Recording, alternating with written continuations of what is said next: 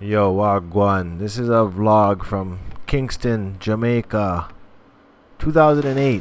Visited Port Royal.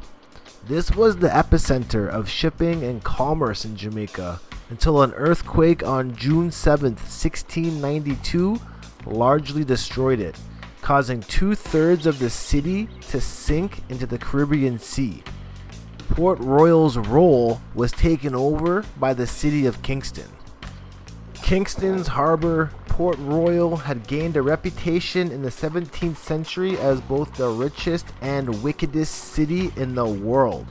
It was notorious for its gaudy displays of wealth and loose morals, and was a popular place for pirates to bring and spend their treasure. During the 17th century, the British actively encouraged and even paid buccaneers based at Port Royal to attack Spanish and French shipping. For much of this period between the English conquest of Jamaica and the earthquake, Port Royal served as an unofficial capital while Spanish Town was being rebuilt. On June 7, 1692, a devastating earthquake hit the city, causing the sandpit on which it was built to liquefy and flow out into Kingston Harbor. The effects of tsunamis caused by the earthquake further eroded the sandpit, and soon the main part of the city lay permanently underwater, though intact enough that archaeologists have managed to uncover some well-preserved sites. The earthquake and tsunami killed between 1 and 3,000 people combined, over half the city's population.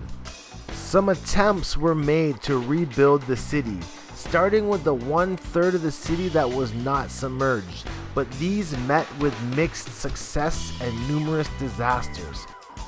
Port Royal is located along the shipping lanes going to and from Spain and Panama, this providing another safe harbor for the pirates. Originally claimed by the Spanish, England acquired it in 1655. By 1659, 200 houses, shops, warehouses surrounded the fort.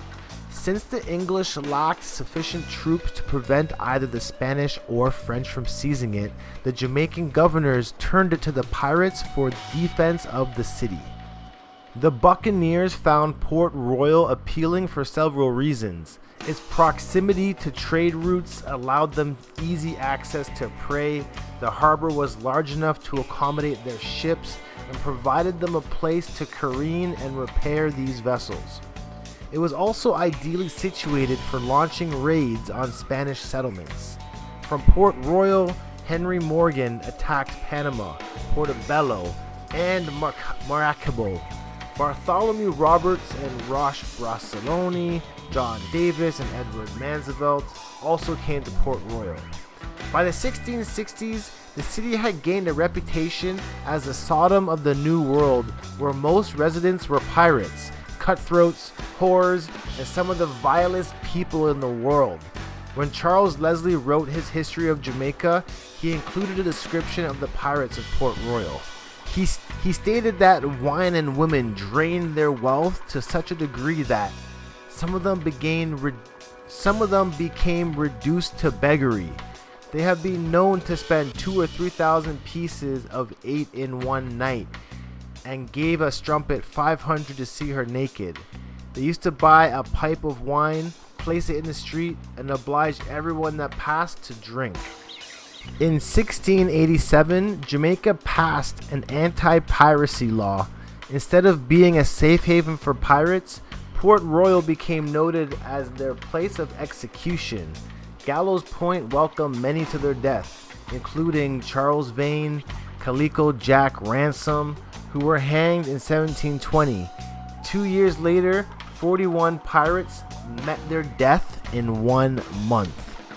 So a little bit of history on Jamaica's Port Royal, some vintage vibes. That's Lime Key Island in the background. I got some vlogs from there, I'll link in the description. But good times, good times out in Jamaica. And I really hope you guys enjoyed this little bit of history from the shit that I've learned from visiting here so many times. Peace. The nation.